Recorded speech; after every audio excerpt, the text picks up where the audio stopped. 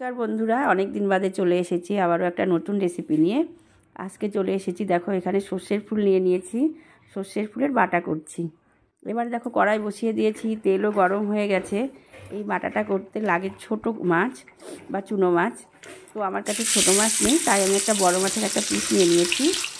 এখানে মাছটা হলুদ লবণ দিয়ে দিলাম কিছু পেঁয়াজ দিয়ে দিলাম তেলের উপরে। এবারে দিয়ে দেবো কটা কাঁচা লঙ্কা, 2 থেকে 3 কোয়া রসুন দিয়ে দিয়েছি। এবারে দিয়ে দিলাম ফুলগুলো উপরে দিয়ে ঢেকে দেবো, মিনিট 5-এর জন্য ঢেকে দেবো।